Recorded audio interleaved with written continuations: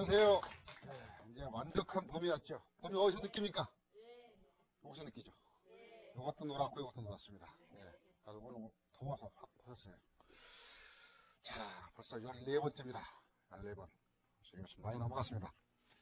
오늘도 생활 풍수하고 근데 오늘 일반 부동산에서는 좀 특이한 건 한번 해보려고 그래요. 지금 하도 지금 저금리에서 막 그냥 창업 뭐 산다 부동산 난리를 내가지고서 아주 이참에 부동산 망할 수 있는 방법을 제가 가르쳐 드리려고 그래요. 부동산 투자 이렇게 하면 망한다. 예. 이 망하는 건 알면은 안 망합니다. 그래서 오늘은 상당히 좀 재밌을 겁니다. 제가 좀 신뢰할 것 같아요. 저는 망하는 걸 좋아해요. 예. 망한다는 것은 돈을 번다는 수가 있어요. 한 사람은 벌거든요. 그렇죠? 한 사람이 벌든 산 사람이 벌든 겁니다. 자, 오늘 부동산 생활 부스에서는 옛날에 이런 말이 있습니다. 빈 방에 귀신이 있다. 무섭죠? 연예인이니까 좀 썰렁하게 좀 얘기해요. 빈 방엔 귀신이 있어요.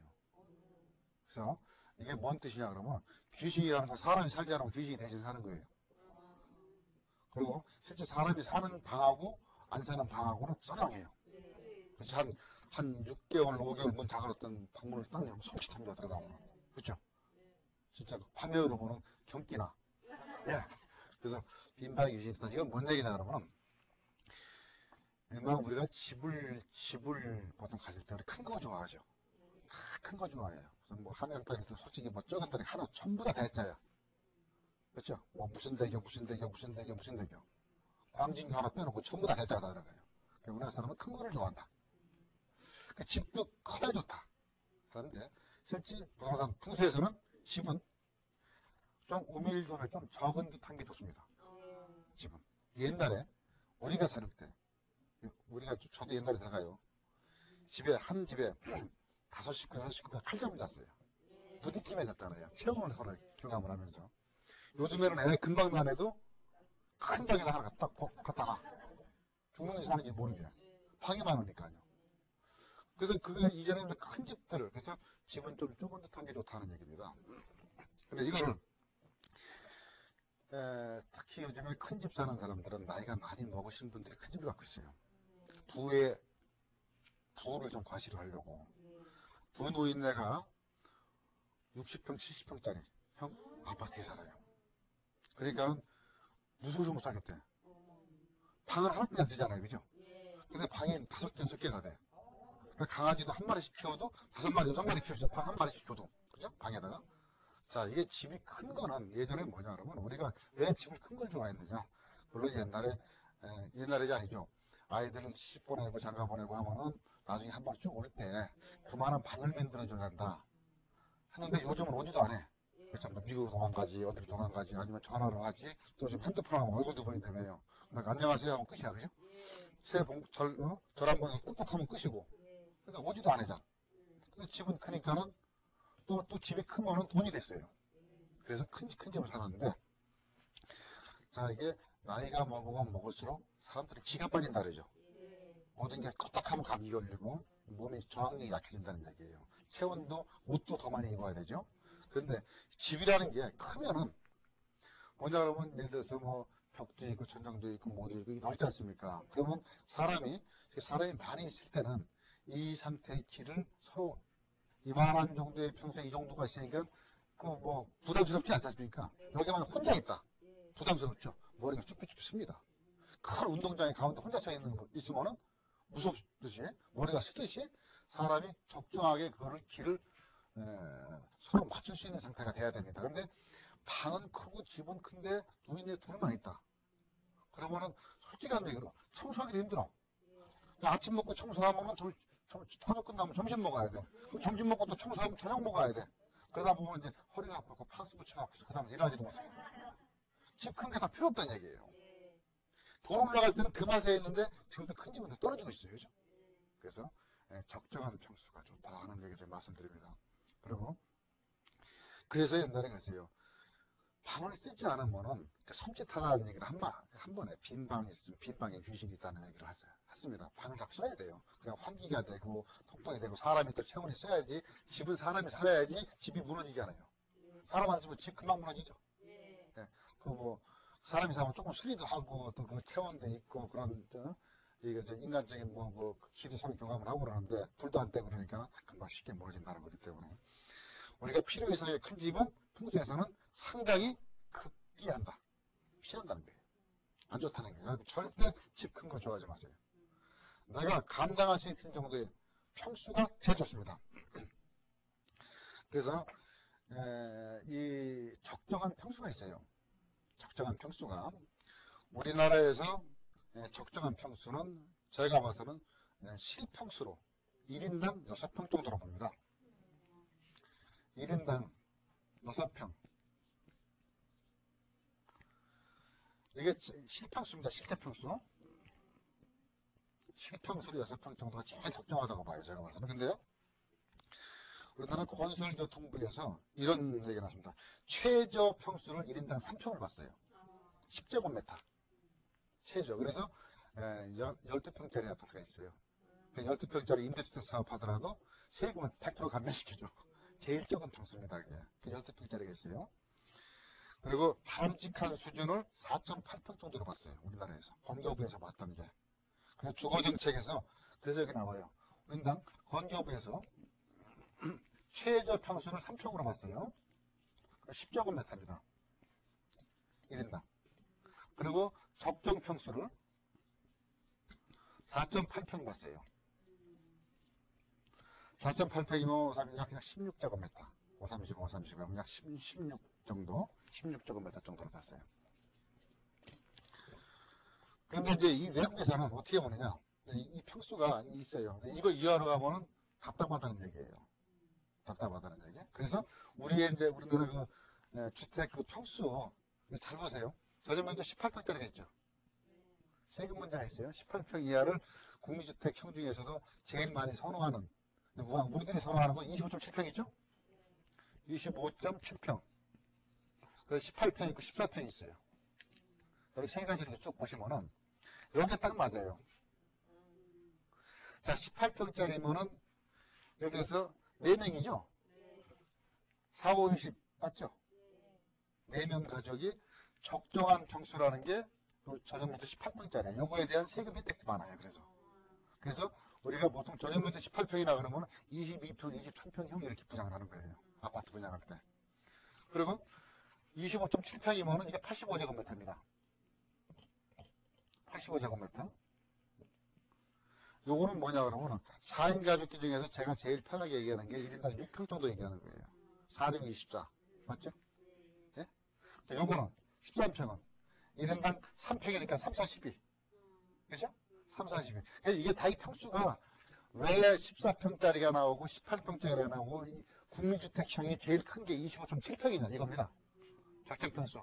제일 우리들이 좋아할 수 있는 이거 넘어가면은 실제적으로 풍수학상으로 안 좋아요. 지가 뺏긴다는 소리. 그 집에 자기가 제어할 수 있는 게 아니고 집이 자기를 제어를 해버려요. 그 길을 추운데 여기 있으면 여기 있는 온도하고 내 온도가 맞추려니까 내 기온이 뺏긴다는 얘기, 체온이 뺏긴다는 얘기죠. 그거를 그러니까 제어할 수 있는 평수가 이 평수가 제일 좋다. 그래서 지금 제일 좋아하는 평수가 몇 평이에요? 2평이죠. 이게 32평, 3평형. 그렇죠? 보통 그냥 평수로. 그러니까 이게 그냥 대충 해서 만든 게 아니고 이런 조사에서 나온 겁니다. 외국의 경우에서는 일본에서는 1인당 4.8평부터 8.4평까지로 봤어요. 일본에서는. 그러니까 거의 이게 다 비슷합니다. 일본은 4.8, 그래서 8.4. 요거는 그러니까 이 안에 평수가 제일 좋다. 그리고 영국에서는 똑같아요. 4.8에서 이건 9.9평까지. 거기는 이제 조금 이제 신발 신고 다니는 사람들이 있으니까 조금 더 평수가 좀 거실도 이렇게 좀 넓어야 되고. 세계 가족단체 협의회라고 있어요. 어디 있는지 모르겠지만은 여기서 보는 거는 4.8에서 6.2평이에요. 우리하고 거의 맞죠? 세계 가족 협의회래요. 이거 어디 있는지 모르겠지만 여기서는 4.8평에서 6.2평. 이게 사람이 살기에 제일 좋다는 얘기 있고, 소득도 5평에서 8.9평. 이게 신발 신고 이게 집에 다니는 사람들이 조금 더 커야 되고 하는데, 자, 그걸 우리에서 제일 좋은 거는 아까 얘기했던 약 6평 정도다. 그리고 전용은 18평도 큰 무리가 없다는 거예요. 그러니까 이거 이상이 되면 세금이 많아. 이게 국민주택형이라 그래요. 국민주택형. 그래서 요거에서 보면은 우리가 지금 계속 그저 큰 평수 따지고 못 따지고 하는 거 그거 별로 안 좋다는 얘기 아닙니까? 그래서 여러분들 무조건 뭐든지 지나치면 화가 됩니다. 산삼이 좋다 그래갖고 산삼을 요만큼 먹을 때 좋아요. 산삼은.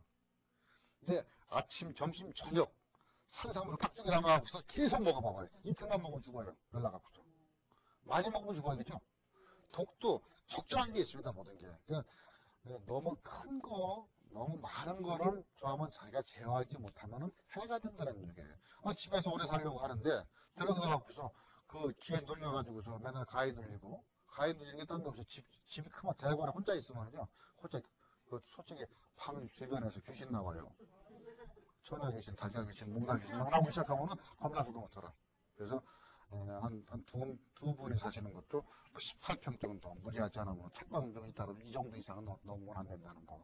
그래서 여러분들이 40평대 물론 아이들도 있고 뭐도 있고 할 때는 평수가 좀 더 큰 것도 있지만 요걸 기준으로 해가지고서 우리가 식구가 몇 명이 더 있고 아니면 우리 아이는 뭐 피아노를 잘 치니까 피아노방도 하나 있어. 이런 거 좀 늘어가는 거는 거기에서 왔다 갔다 하는 거죠. 그런 정도로 해서 여러분들이 우리가 평소에서 빈방에 귀신이 있다 하는 얘기는 상당히 과학적인 근거로 얘기한 거. 우리는 이걸 더 적었습니다. 예전에는. 솔직히 옛날에는 건축 기술도 없고 그래가지고서 뭐 그냥 손으로 다 만들라니까는 그냥 열 몇 평에 한 흥분해 지금 몇 명이 살았죠? 방 한 칸에 막 그냥 뭐 2층으로 살았나? 그렇게 아기자기하게 살고 했는데 지금은 상당히 이 정도면 평수가 좀 많이 늘어진 거다 이렇게 생각을 하고 특히 이 방송 들으시는 분들은 이 60평, 70평 어떤 뭐 100평에 사시는 분들 그러니까 물론 그만하게 식구가 많이 3대, 4대 사는 건 관계없어요. 그죠? 3대, 4대가 살아보면 100평도 모자르죠. 그 애들 많으니까 몇십 명이 살린다 그러면 근데 한두 명도 안 되는데 그냥 큰 집 갖고 사는 거 있으면 빨리 처분하시는 게 오래 사시는 장수의 비결이다. 그리고 큰 거 너무 좋아해서 자꾸 큰 집 따지다 보면은 옛날에 같이 돈도 안 되고 그러니까는 그러면 신경 쓰지 마시라. 그래서 옛날에 우리가 한마디 해서 빈방에 귀신이 있다 하는 얘기를 풍수에서 한마디. 그리고 그러니까 너무 큰 거 좋아하지 마시라 하는 겁니다. 너무 크면 좀 잘라서 버려요. 버리는 거 있으면 제가 주워가지면 되잖아요.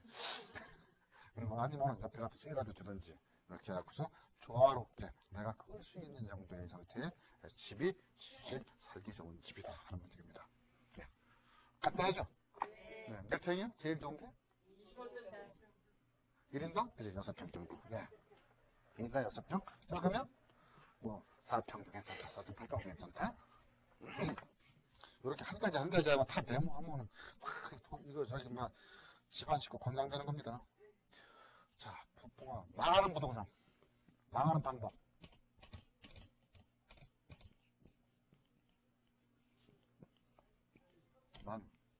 망토나 떠내죠. 자, 이거 할 수 있는 방법이 10가지가 있어요. 망할 수 있는 방법. 근데 지금 요즘에 진짜 자꾸 제가 이렇게 부동산에 이제 조금 일부 이제 조금 관심을 갖고 그러면 오히려 저는 부추기는 것보다 제어를 해주는 게 낫습니다. 그러니까 말이 막 찔 때는 좀 고삐를 좀 당기는 게 좀 나아요. 여러분 보고 말이라 그런 게 아니고 이 편성해가지고 자꾸 부동산 돈 된다 그러고 막 너들라도 하다 보면은 이 판단 능력이 상실이 돼버려요. 이럴 때 되면 좀 침을 좀 놔드리는 거예요. 막 이렇게 하면 망한다. 그러니까 이렇게 10개 중에 하나 있으면 하지 말아야 돼. 100% 망하니까. 첫 번째, 저도 전문가라고 하죠.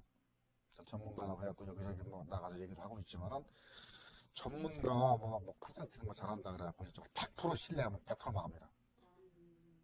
저를 100% 신뢰하지 말라는 소리는 아니에요. 저는 믿어도 괜찮아요. 하지만 저는 한쪽을 너무 저 사람 진짜 잘해 멋있게 만들었어.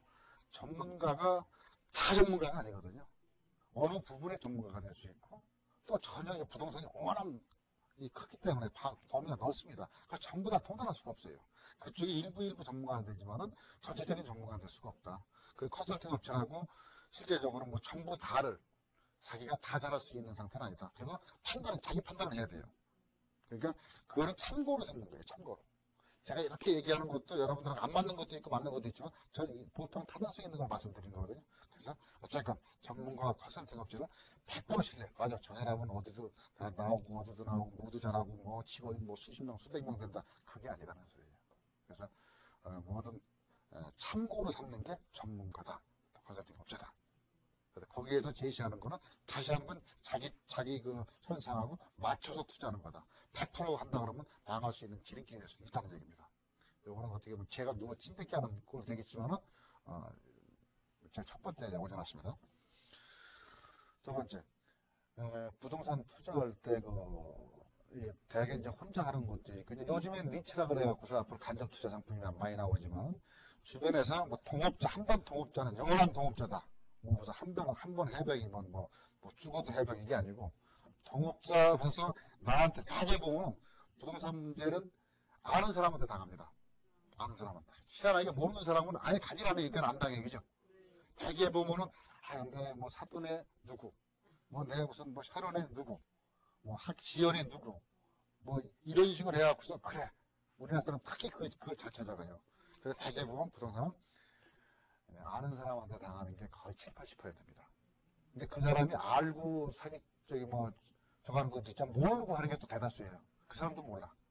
그러니까 100% 믿고, 특히 뭐 공동 투자해서 뭐 같이 사가지고서 놀아 먹자, 그 다툼도 있고 뭐 하는 것들이 많이 있습니다.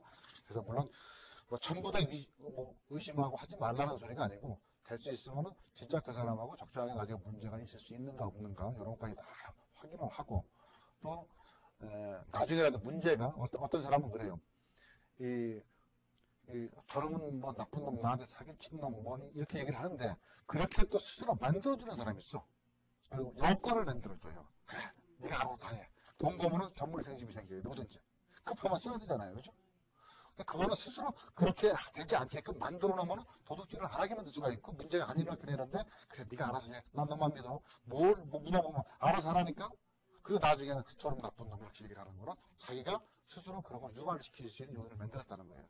정할 때 손을 딱 정해놓고서, 이런 거에 손해보면 어떤 상태를 하자. 요거에 투자는 네 책임은 이거, 내 책임은 이거. 이런 식으로 정해놓고서 같이 투자를 하든, 그 사람을 믿든, 그렇게 나갈 수 있는 것도, 그렇게 나가야지 나가지 않을 수 있다는 거예요. 잘못하면 평생 매수가 됩니다. 그러니까 손을 그어놓고, 하여튼 부자지간에 하더라도 부동산 투자할 때는 계속 쓰세요. 네가 책임질 거니고 너일 것 그러면 나중에 싸움 날 게 없잖아, 그죠? 책임 소재만 주면 되니까. 근데 보통 이런 거 없죠. 이렇게 하고서 알았어, 네가 알아서 해. 소문시켜주고 말고 하는 문제. 그리고 세 번째는 그 부동산 관련 서류. 솔직히 얼마 전에도 뭐 방송에 몇 번 나와요. 100% 미쳤다.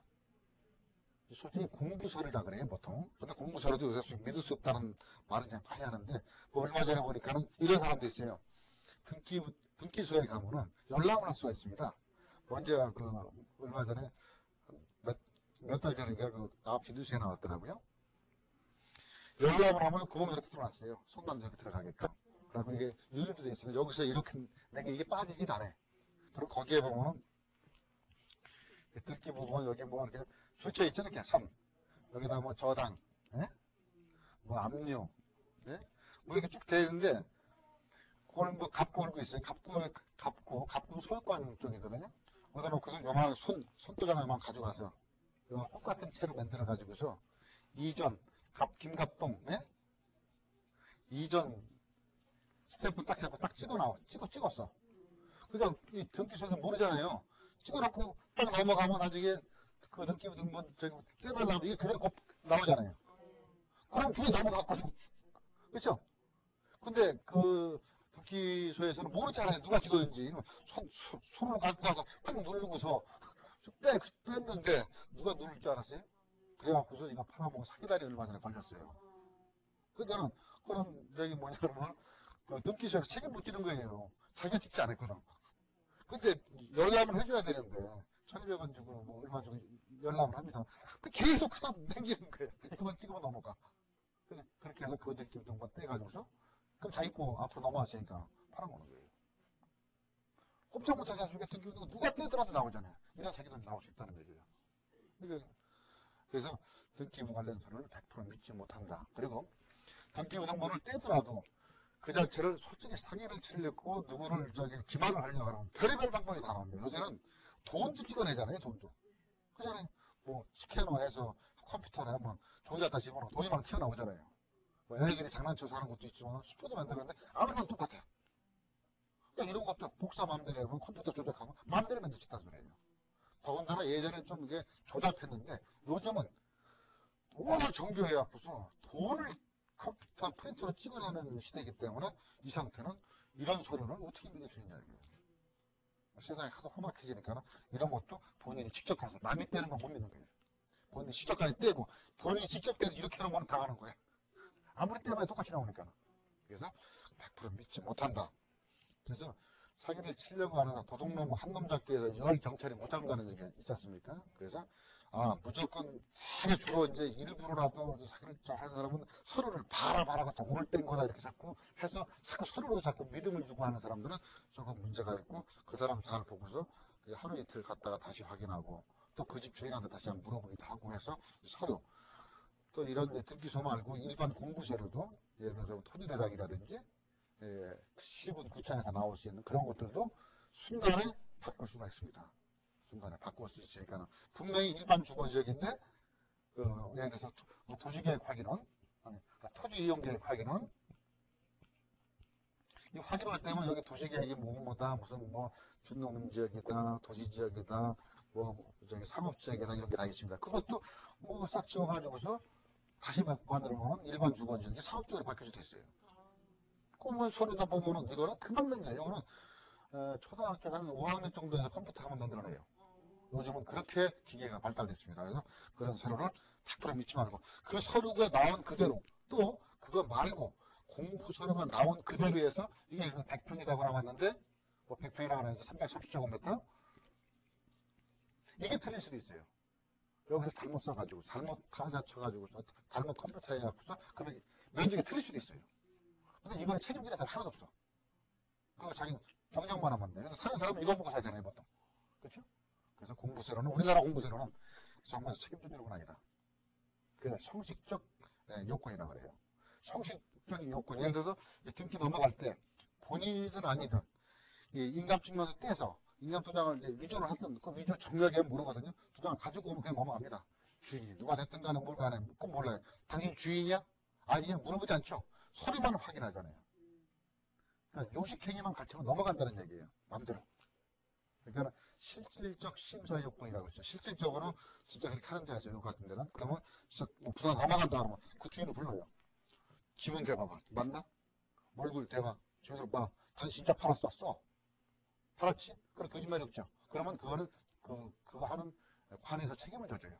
자기가. 근데 우리는 그냥 등본하고 예를 들어서 인감증명하고 뭐 이런 서류 다 떼가지고서 인감 위조하고 갖다가 서류 붙여놓으면 그냥 넘어가. 본인 안 가도.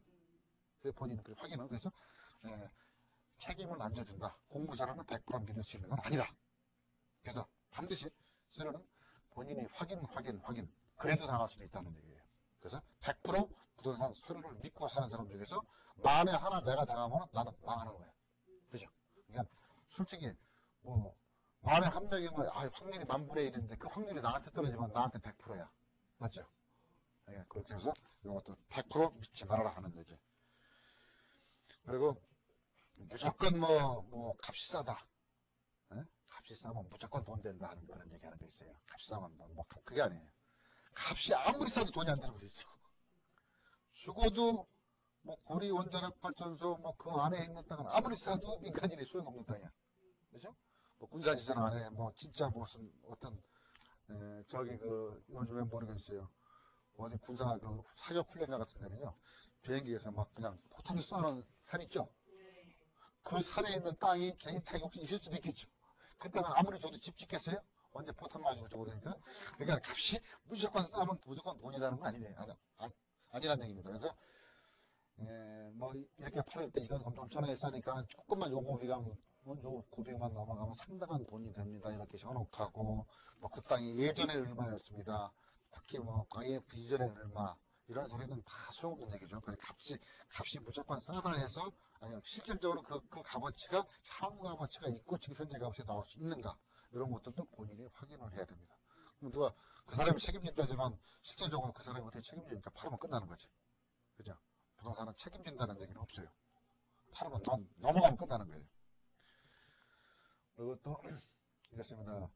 뭐 자기는 모르니까 남 잘한다 그래갖고 친구 따라 강남 간다는 게 있어요. 근데 실례가 있는데 서울에 이제 강남에 이제 뭐 33평짜리 아파트에 사는 친구가 자기 친구가 용인가 갖고서 그거 팔으면 50평, 60평짜리 살 수 있다 그래갖고서 그거 쫓아갔어요.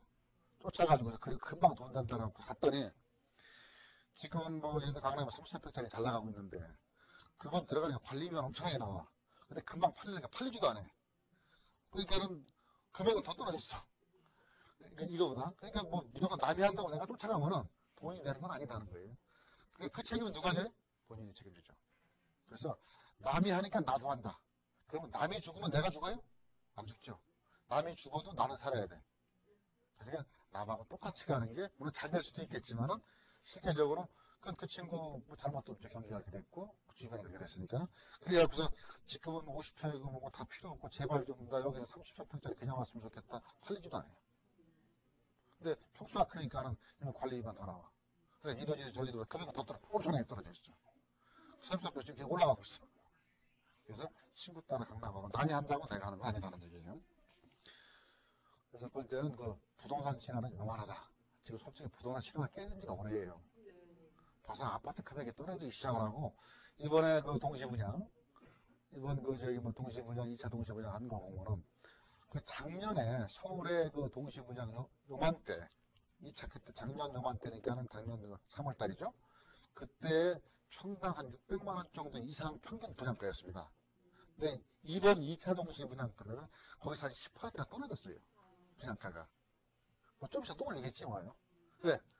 지금 이 분양가 나온 거는 작년 말부터 고민을 한 겁니다. 하도 안 팔리니까 분양가를 건설업체 내렸어. 좀 조정을 했어요. 근데 또 사람이 또 몰리면 또 올리겠죠. 분양가 자율하니까. 그러면은 작년 요맘때 산 사람하고 지금 산 사람하고 10% 차이 나죠. 오히려 작년에 600이었으면 지금 650이 됐어야 되는 거라고 생각을 했는데 역으로 거기 10%가 떨어졌어요. 지금 평균 분양가가 2차 동시분양이. 자, 그거 뭐냐면 부동산 시장은 영원하다는 건 아니에요.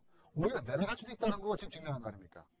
서울에서 동시분양을 하는데 그래서 사고 나면 계속 오르는 거다.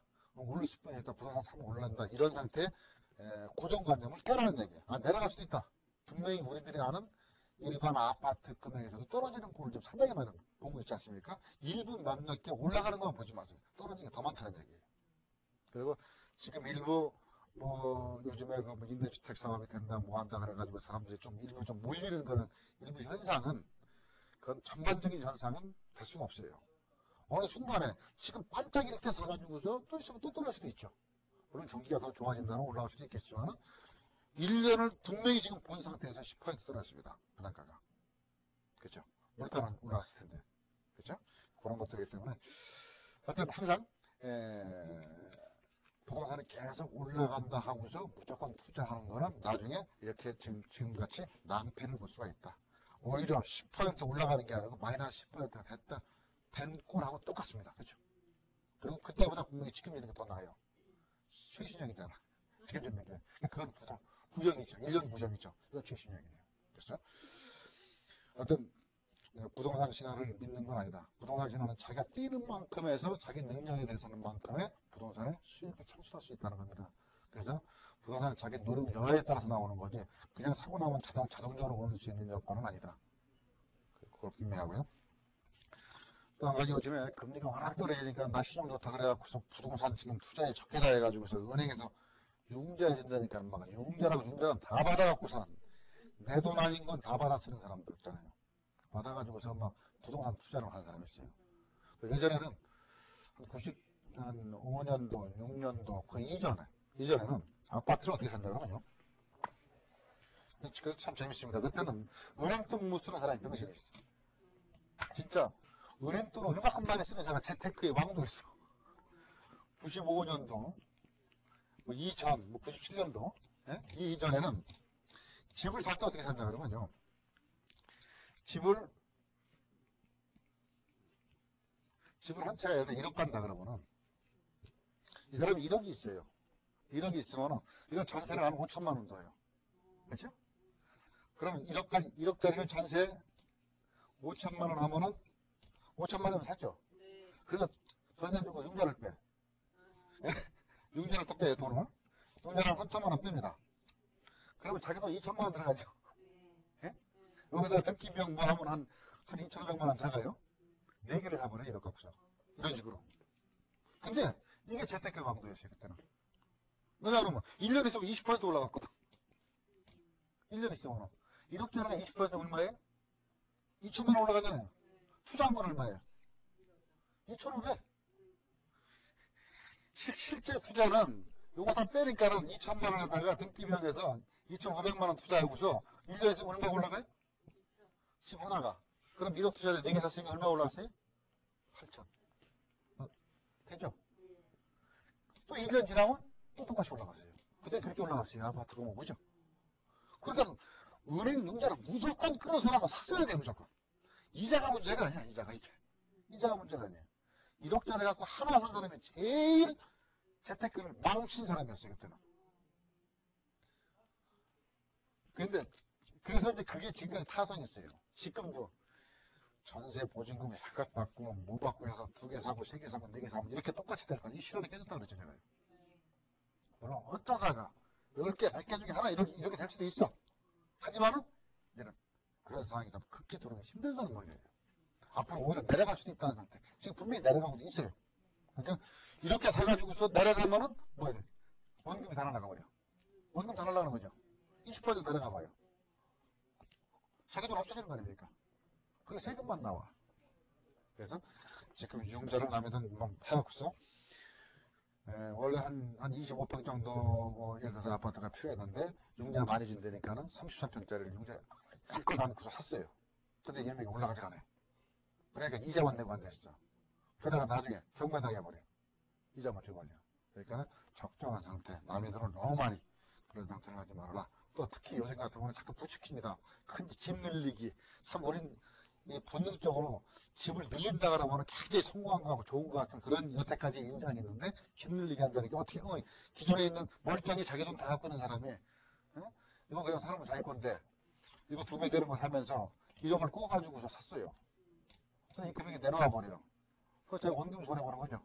빚은 남아있을 테니까. 그래서 남의 은행빚 싸다고 아무리 싸다 그래도 지금 부동산 올라가지 않는다 그러면 너무 투자하는 건 아니다라는 논리입니다.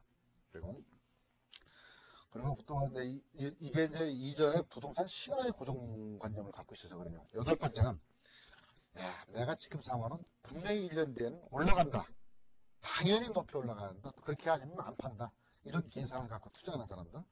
뭐 이게 주식 쪽에서는 뭐 손절매도 있기 때문에 손절매라는 게 있다면 손해보고 파는 거 안 될 때는.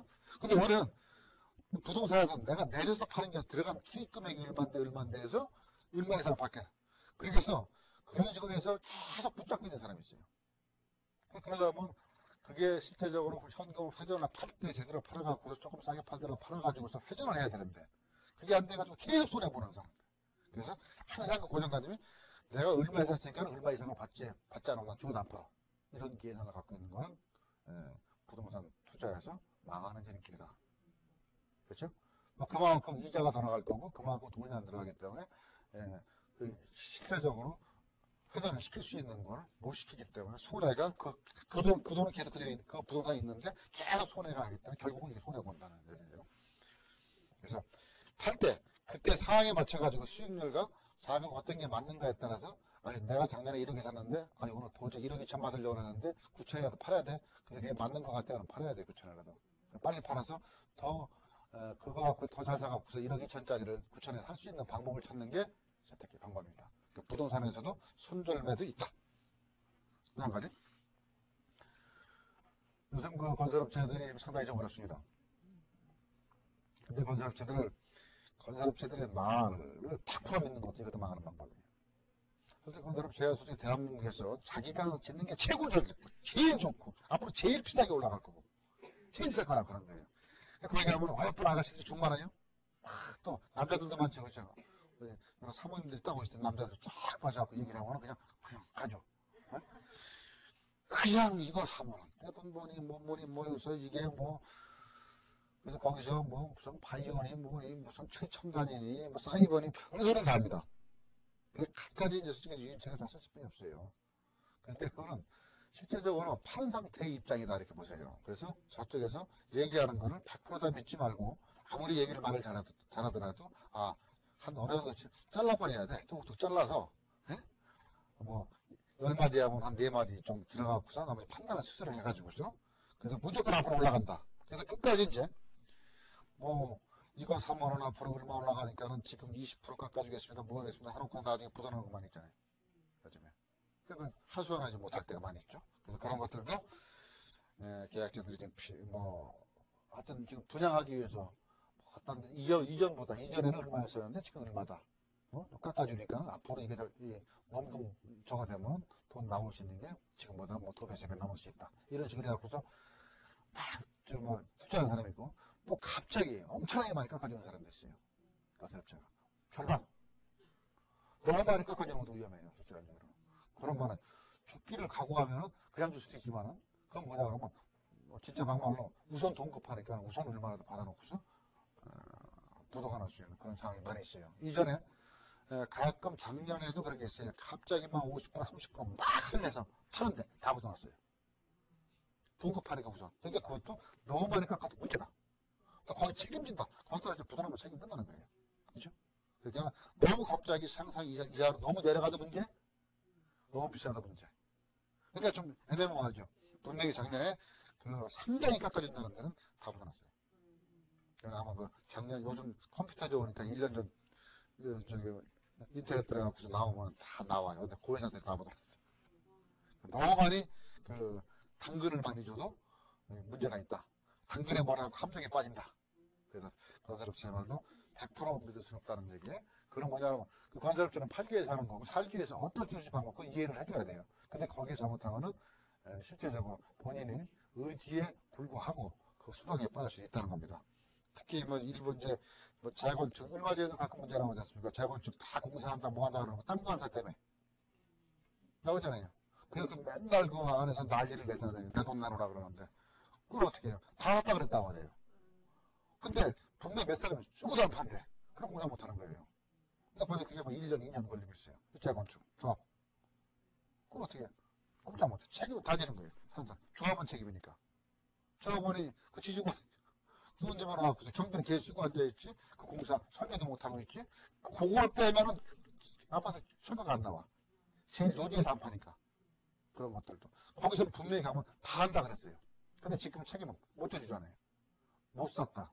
그 사람 책임 못 지면서 맨날 피켓 들고서 으쌰으쌰 해봐봐야 피곤만 하고 내 돈 날라가고 있죠. 그러니까 100% 믿지 말아라. 완벽하게 건축허가가 나오고 뭐가 딱 나오지 않은 상태는 나올 때도 문제가 생길 수도 있죠. 그죠? 그래서 그러면 또 현장의 부동산의 제일 기본적인 거는 뭐 조그만 거 사든 큰 거 사든 간에 임장 활동이라 그러는데 임장 활동 현장을 가야 돼. 현장 활동을 해야 되는데 뭘 가봐서 여기서 그냥 저기 팜플렛 보면 되지. 그 뭐 팔도 힘들게 현장 활동입니다. 부동산은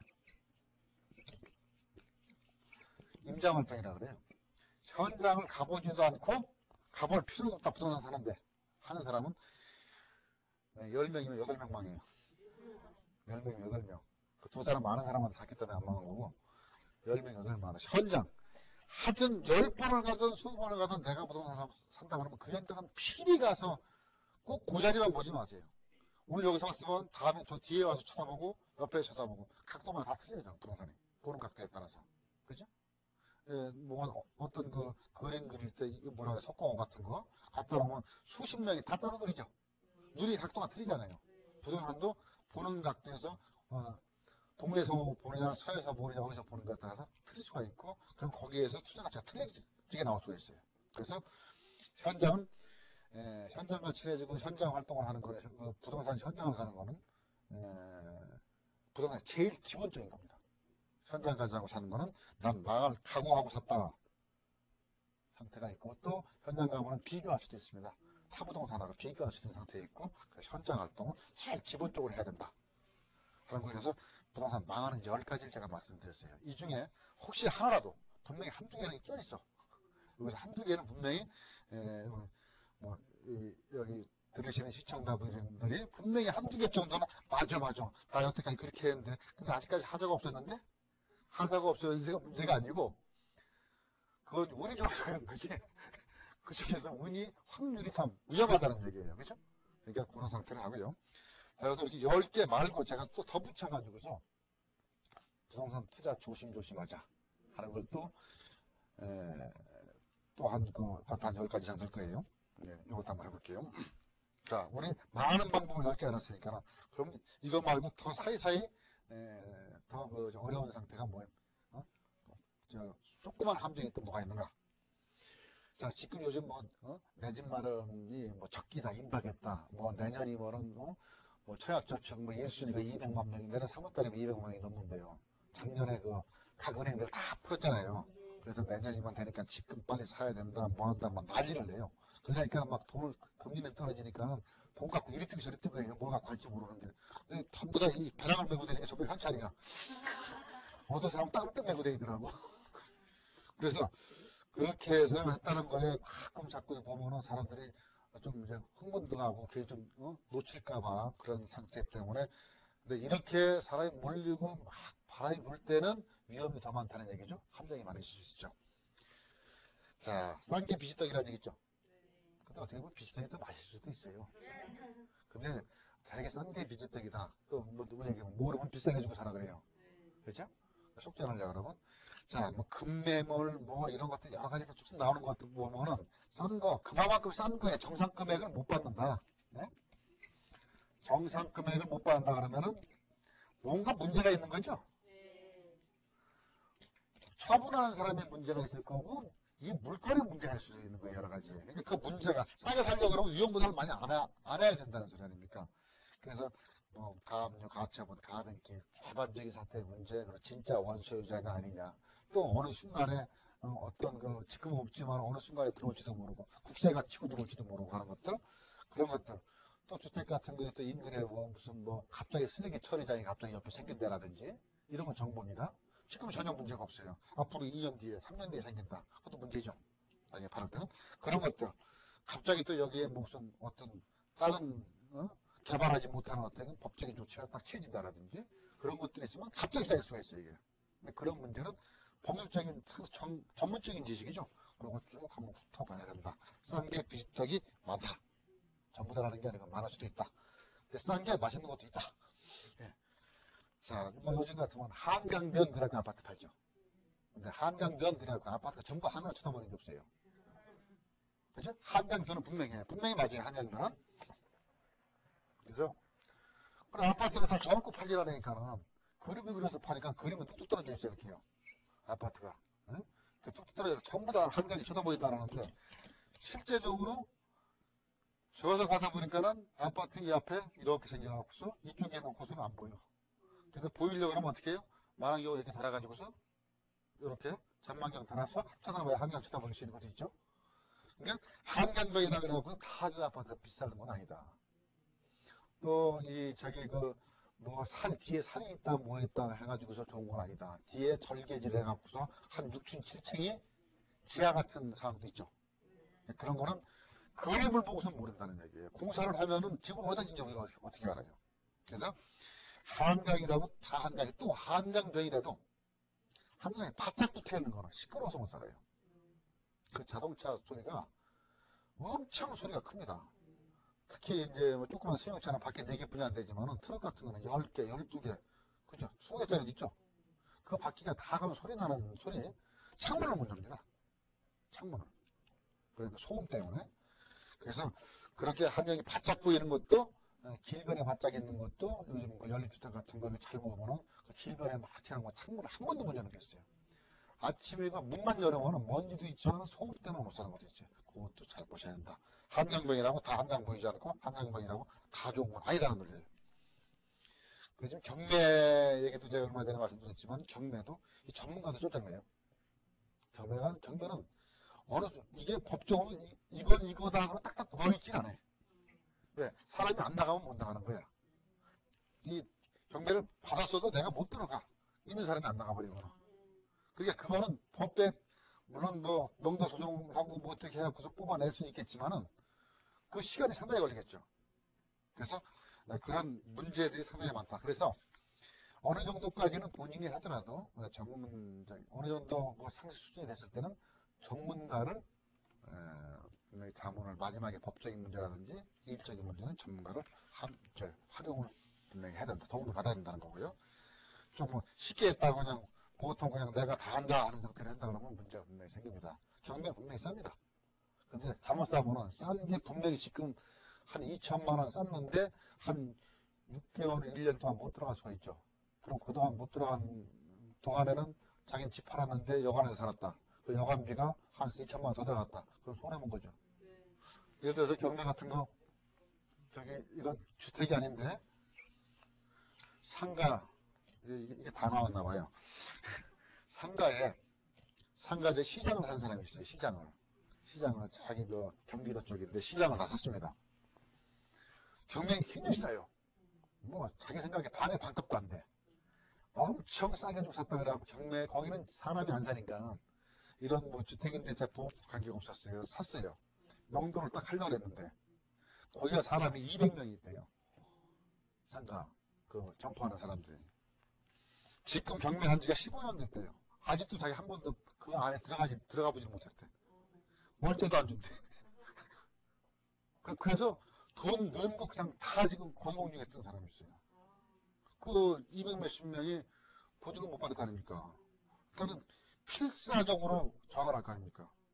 그냥 솔직히 막말로 그냥 뭐 여기 들어오지 마라, 뭐 건물 부시겠다는 좀 뭐 별의별 협박을 다 할 거 아닙니까? 샀대 못 들어갈 수도 있다. 그러니까 이래서 경매는 좀 더 쉽게 보여주는 건 아니다. 전문가를 보고 확실하게 할 수 있는 상태가 있고요. 그 다음에 요즘 또 상가 얘기 또 한 마디 꼭 들어가는 건데 상가의 함정 20%연 보장. 예? 뭐 일정 수익이었으면 내가 대사 주겠다 이자 보태가지고서 이거 거의 이해가는 사람 거의 없어요.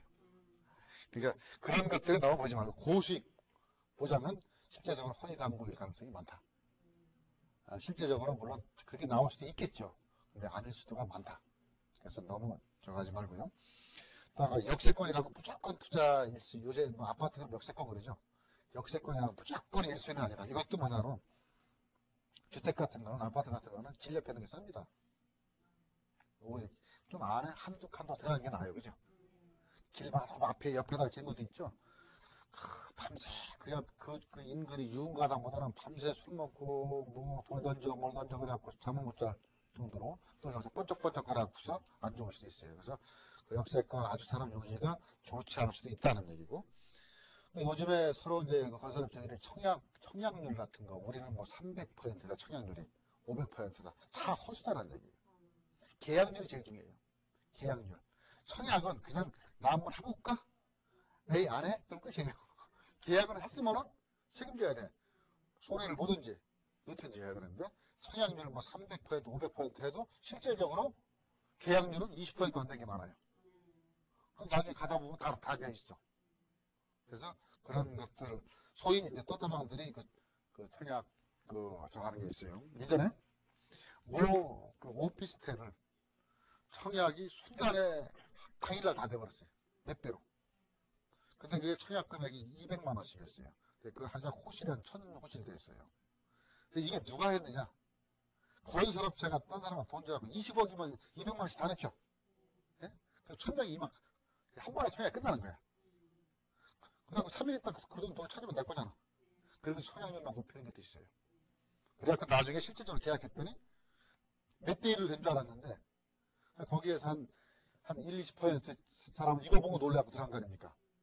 그 사람만 들어가니까 나중에 보니까 자기네들만 계약했더라 하는 것들이 있어요. 청약률은 다 의미가 없다. 계약률이 중요하다는 얘기죠.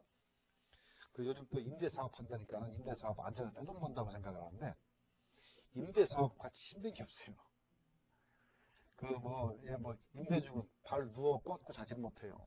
수시로 전화 와요. 보일러 터졌다. 우리 집안에서 물 샌다. 그러니까 임대주택 사업 제대로 하는 사람이 뭐냐 집에 온갖 공구를 다 갖고 다녀. 뭐 파이프렌치 결국 반 전문가가 돼갖고서 그거 차려도 돼. 그업을 집수리업을 차려도 될 정도로. 왜? 사람 보면 비싸잖아요. 내가 테이프 하면 묶여 놓으면 되는데 하다 보니까 본인이 다 해버려. 그럼 그 사람이 뭐 구두까지 다 뚫어. 이게 뭐냐면 엄청나게 주택이 신경 쓸 곳이 한두 곳이 아니에요. 그리고 절대 세사는 사람은 나하고 치질 않아요. 그리고 이 지금 이제 겨울에 한겨울에는 세사는 사람들도 뭐냐 그러면 추울 때 영하 10m 내려갈 때 물 좀 틀어야 되잖아요. 내 집에 그냥 가버려. 그리고 그래서 뭐 터졌다 그러면 나 분명히 틀어놨었다. 터졌다 그러면 갈아야 되잖아요. 주인이. 그러니까 그런 것들 신경 쓰면은 절대 임대사업은 앉아서 하는 게 아니다. 이건 주야로 24시간 비상대기하고 해야 된다. 이걸 각오를 하고 가라. 그냥 떠서 있으면 5년 뒤면 자동적으로 올라가고 월세가 뚝뚝 떨어지는 거 아니다. 그만큼 힘들다는 건 각오하고 가라는 거. 너무 쉽게 요새 언론에서 임대주택 사업 떼돈만다 하는데 실질적으로 한번 해봐. 굉장히 어렵다는 거예요. 그거 각오하고 해야 돼요. 그리고 조합주택 같은 거 요즘 또 다시 실먹설먹거립니다. 이건 추가 부담이라는 건 절대 조합주택은 자기가 조합 지분을 갖고 있기 때문에 모든 책임은 자기가 집니다. 이자 부담이든 뭐든 추가 부담 안 주면 집 안 줘요. 결국은 처음에는 엄청나게 싸지만 나중에 많이 들어가는 거. 추가 부담이 뭐가 물론 요즘에 가끔 가다가 확정 비용 금액 하고서 하는 것도 있지만은 사업 기간이 길면 길수록 그 회사가 망하면 결국 여러분 부담이 될 수도 있다는 거고요. 그래서 모든 거는 결정은 이제 자기가 이런 거는 다 보고서 본인이 다 결정을 해야 됩니다. 오늘 참 여러 가지 많이 제가 말씀드리는데 좀 헷갈리죠? 이거 녹화하고 다시 들으시면 돼. 그래서 이런 것들을 좀 보시고 마지막으로 이제 이제 공정거래위원회에서 허위 광고들이 상당히 많습니다. 광고 보는 방법 다 배우실 거 없고 이런 문제가 있구나. 예를 들어 공정거래위원회에서 99년 7월 1일부터 이렇게 주택의 표시 광고는 어떻게 해라는 게 있어요. 그걸 제재를 하고 있는데 광고는 워낙 거짓말을 많이 해요. 서울에서 10분 거리, 20분 거리 그러죠. 그래서 서울이 크잖아요. 네? 서울이 큰데 어디서 10분 거리인지는 몰라. 그리고 뭐로 10분인지도 몰라. 그죠? 10분 거리. 이렇게 명기하면 안 된다는 거예요. 시청 앞에서 버스로 몇 분, 기차로 몇 분, 이런 식으로 딱 명기를 해야 하는 게 원칙인데 서울에서 20분. 서울이 이 반경이 저쪽 원경이 이게 40km, 100m 넘기도 하는데 어디서 여기서 여기 지나가는 거 2시간 걸릴 수도 있는데 여기서 20분. 근데 뭘로 20분? 비행기로 20분이면 어디까지 가요? 없잖아요. 교통수단이. 비행기로 20분이면은 광주까지도 가. 그렇죠? 청와택시 타고 가면은 20분이면 그걸 저기 우산까지도 가게 돼. 저 끝에서 가면요. 그러니까 그런 거 명기할 수 있는 게. 그리고 이제 그런 거 잘 보셔야 돼요. 어디. 그다음에 시행사, 시공사 항상 보면 무슨 건설. 아까도 말씀드렸지만 K건설. 이거 시공회사는 돈 받고 집만 준다 그랬죠. 자, 근데 실제적으로 시행자는 듣지도 보지도 못하는 회사예요. 여기서 여기하고 계약을 한 거예요. 이것도 명기다. 시공사 누구, 어떤 건설회사. 시행자 누구, 부장 보증사 누구 이렇게 딱 들어가야 돼요. 근데 그게 명기 안 하고 보통 이렇게 하는 것들은 분명히 보세요. 지금 그럼 책임은 누구야? 시행자가 책임인 거예요. 시행자 부담하면 끝이에요. 시행자가 부담하면. 절대 여기 책임. 여기서는 부상 만약에 아무 시에나 물어보면 당신 회사에서 하는 거니? 예. 분명히 맞아요. 건설은 우리가 하는 거니까. 근데 물어볼 때는 책임지는 거니 이렇게 물어본 거거든요. 근데 끄떡끄떡하고 언제 그때는 우리가 공사한다는 얘기죠. 끝이에요. 그런 게 상당히 많아요. 지금. 그래서 수독돼 가지고서 된 것들은 그 건설회사가 부도난 게 아니에요. 시행자가 부도난 거지. 그럼 한 사람 아주 고생합니다. 시행사는 누구 놓고 시공사는 누구 놓고 부장부사 누구 놓고 딱 명기가 되는 걸 보셔야 돼요. 그래서 시행사는 그 아파트가 됐든 상가가 됐든 그 건물에 대한 사업 총괄 책임지는 회사입니다. 시행사를 구해해 보세요. 그리고 이제 융자 얼마 얼마 그러죠. 5천만 원 연리 몇 프로 이런 게 아니에요. 무슨 은행에서 얼마 변동금리를 한다. 아니면 고정금리는 얼마다. 몇 프로다. 이렇게 딱 연기가 돼야 돼요. 그래서 그런 것들 광고에 나올 때 문구를 잘 보세요. 당연한 건 절대 아니다는 거. 근데 그런 건 아닌 거는 그런 거는 명확히 안 쓴 데는 문제가 분명히 있다 이렇게 보세요. 자, 오늘 이 시간에는 엄청나게 많은 정보를 제가 드린 것 같아요. 근데 엄청나게 많은 걸 들여서 다 외우지 않아도 아 함정이 많구나, 망하기가 쉽구나, 어렵구나 하는 것만 알았으면 되죠. 자, 이렇게 저도 어떻게 하다 보니까 또 시간 또 다 됐다 그러네요. 예. 이번 주 또 다음 시간은 더 유익한 정보를 갖고 여러분 뵙겠습니다. 감사합니다.